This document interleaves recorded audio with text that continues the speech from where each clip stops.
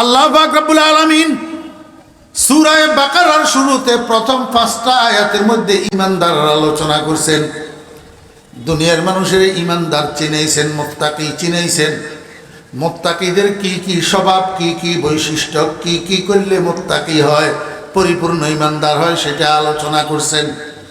এরপরে আল্লাহ পাক রব্বুল আলামিন ঈমানদারদেরকে একটা সার্টিফিকেট দিয়েছেন। এরপরে আল্লাহ পাক রব্বুল আলামিন ঈমানদারদের জন্য পুরস্কার ঘোষণা করছেন। মোট কয় আয়াতে? 5 আয়াতে। তারপরের 2টা আয়াতের মধ্যে আল্লাহ পাক রব্বুল আলামিন কাফেরের আলোচনা করছেন এবং কাফেরদের পরিণাম আলোচনা করছেন। দল গেল 2টা, আয়াত গেল 7টা। আর দল কয়টা আছে? আয়াত কয়টা আছে? 13টা। এই কমবক্ত মুনাফিকের বাচ্চাদেরকে চিনাইতে, মুনাফিকের বাচ্চাদেরকে মুসলমানদের সামনে পরিচয় করাইতে আল্লাহ পাকের 13টা আয়াত খরচ হইছে। কয়টা আয়াত? কেন? মুনাফিক কাফেরের থেকে আরো জঘন্য। মুনাফিক কাফেরের থেকে আরো কি জঘন্য? কিল্লাই এগুন জ্ঞাতি শত্রু। জ্ঞাতি কুড়েলে গাছ কাটে, কুড়েল চিনেননি? কুড়েলে গাছ কাটে, গাছে কয় অকুরেল আরে কা ডরে কা, কয় আর কি দোষ, আর হিসকিনার দি তোর জ্ঞাতি শত্রু লাগাই না আছে, গাছ দেখো রে না। কুড়েলের ডাঁট কি দি বানায়? কাঠ দি। কাঠের যে হিটা কিয়া কাঠ, কুড়েলের ডাঁট কি এর? কাঠের। অদস্ত গ্রামের সোরবাদে বাইরে তুন সোরাই গ্রামে চুরি করতে পারে না। এই জন্য ইসলামের ভিতরের সোর হইল এই মুনাফিকের বাচ্চারা। বুঝছেন না? বুঝেন? চলেন, পুরাটা তো আলোচনা করা যাইত না, অল্প অল্প একটু বুঝি। এই 20টা আয়াতের মধ্যে সারা দুনিয়ার মানুষের 3 ভাগ করি। 3 ভাগ মানুষের স্বভাব, চরিত্র, আখলাক আলোচনা করার পরে এইবার আল্লাহ পাক 21 নম্বর আয়াতের মধ্যে যাইয়া একটা শব্দ দিয়া 3 দল মানুষের ডাক দিছে। শব্দ কয়টা? একটা। একটা শব্দ দিয়া 3 দলের ডাকছেন, আর একটা শব্দ দিয়া 3 দলের 3টা কাজের অর্ডার দিছে। শুনবেন নি? তাহলে ধৈর্য ধরে বসতে হইব ইনশাআল্লাহ। শব্দ কয়টা? একটা। ডাক কয় দলের? 3 দলের। শব্দ একটা, হুকুম 3 কাজের। হুকুম কয় কাজের? আগে একটু আলোচনা করি। ও ভাইরা, দোস্ত আহবাব, পরিপূর্ণ ঈমানদার তথা মুত্তাকি কারা? আল্লাহ পাক রব্বুল আলামিন বলেন, আল্লাযীনা ইউমিনুনা বিল গায়ব ওয়া ইউকিমুনাস সালাহ ওয়া মিম্মা রাযাকনাহুম ইউনফিকুন। আল্লাহ পাক রব্বুল আলামিন বলেন, পরিপূর্ণ ঈমানদার মুমিনে কামেল তথা মুত্তাকি ওই সমস্ত মানুষ যারা অনদেখা কতগুলা বস্তুর প্রতি অটল বিশ্বাস স্থাপন করে। কিসের প্রতি? অনদেখা বস্তু। অনদেখা বস্তু চোখে দেখা যায় না, কিন্তু বিশ্বাস করে। কিন্তু কি করে? এই অনদেখা বস্তুগুলা কি কি? আমার সাথে সবাই পড়েন, আমানতু বিল্লাহি ওয়া মালাইকাতিহি ওয়া কুতুবিহি ওয়া রুসুলিহি ওয়াল ইয়াউমিল আখির ওয়াল কদরি খাইরিহি ওয়া শাররিহি মিনাল্লাহি তাআলা ওয়াল বা'সি বা'দাল মাউত। জানা থাকলে বলো তো মুসলমানের সন্তানেরা, এটার নাম কি? ইমানে মুফাসসাল কইতে পারে না। কি জমানাতে আইলাম, মুসলমানের হলো গল এত বড় বড় সাইতা সাইতা কথা কইতে পারে, বাটপারি করতে পারে, ফ্রি ফায়ার বুঝে, পাবজি বুঝে, কিন্তু জানাজার নামাজের দোয়াটা শুদ্ধ করি মুখস্থ জানে না।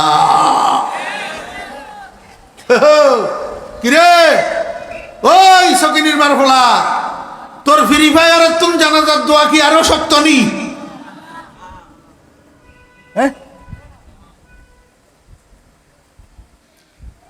বাপ মারা গেছে, বাপরে দাফন করার জন্য গেছে, বাপরে কবরে নামানোর সময় একটা দোয়া আছে।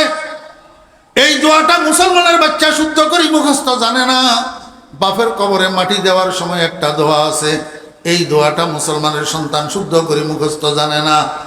এশার নামাজের পরে 3 রাকাত বিতিরের নামাজ আছে। এই বিতিরের নামাজটা ওয়াজিব। এই বিতিরের নামাজের মধ্যে একটা দোয়া আছে, দোয়াটার নাম দোয়ায়ে কুনুত। এই দোয়াটা বিতিরের নামাজে পড়া ওয়াজিব। মুসলমানের বাচ্চা এত বড় বড় 5 মণ ওজনের কথা কইতে পারে, সাফাবাজি করতে পারে, টাউডারি বাটপারি করতে পারে, কিন্তু দোয়ায়ে কুনুতটা মুখস্থ শুদ্ধ করি মুখস্থ করতে পারে না।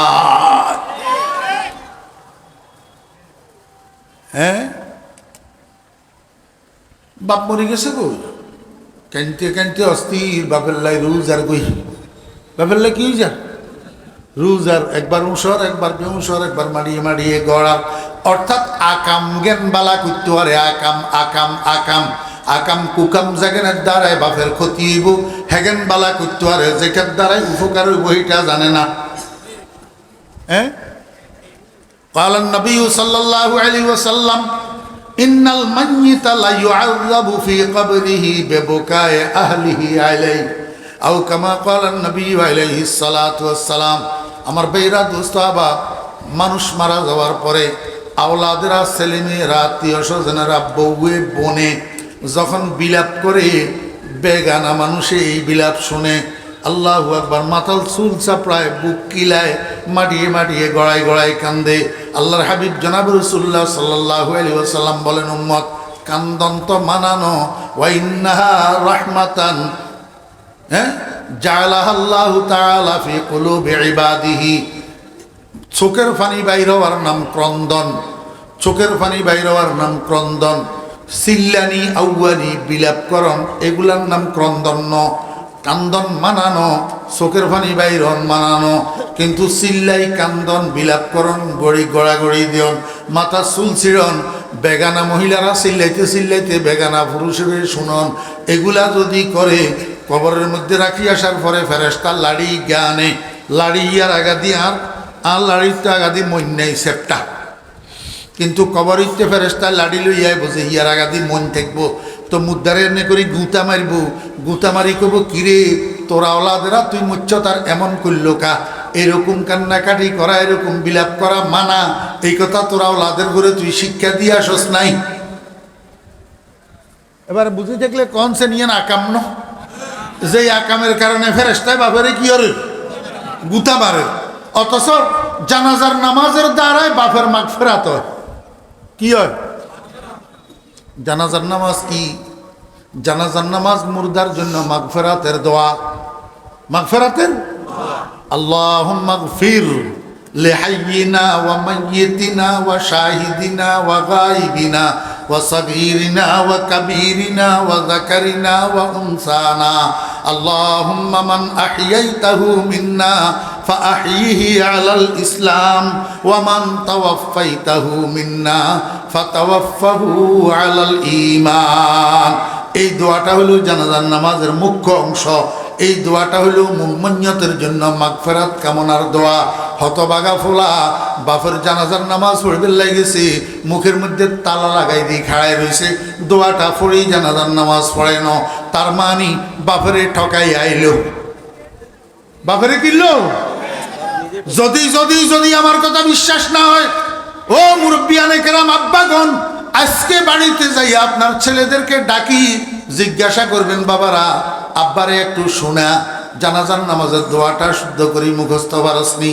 ও আপনি কেমনে পরীক্ষা নেবেন? আপনি নিজেও তো জানেন না, আপনিও তো আপনার আব্বারে ঠকাইয়া আইছেন, পরীক্ষা নেবেন কেমনে? হ্যাঁ, হক কথায় আহমক বেজার, গরম বাতে বিলাই বেজার, গরম বাতে বিলাই বেজার। আমার বেহরা দোস্ত বাপ, মুসলমানের সন্তানেরা জরুরি জরুরি কতগুলা জিনিস জানে না।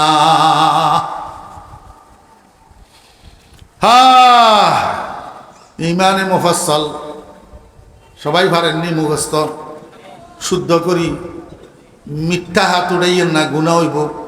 সাই ইমানে মুফাসসাল শুদ্ধ করি মুখস্থ কে কে পারেন হাত উড়ান, মিথ্যা উড়াইলে গুনাহ হইব, নফাইলে উড়াইয়েন না।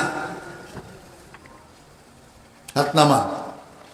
কয়টা জিনিস গণেন? 1 নম্বর, আমানতু বিল্লাহি ওয়া মালাইকাতিহি ওয়া কুতুবিহি ওয়া রুসুলিহি ওয়াল ইয়াউমিল আখির ওয়াল কদরি খাইরিহি ওয়া শাররিহি মিনাল্লাহি তাআলা ওয়াল বা'সি বা'দাল মাউত। কয়টা হইল? এই 7টা জিনিস অনদেখা। 7টা জিনিস অনদেখা।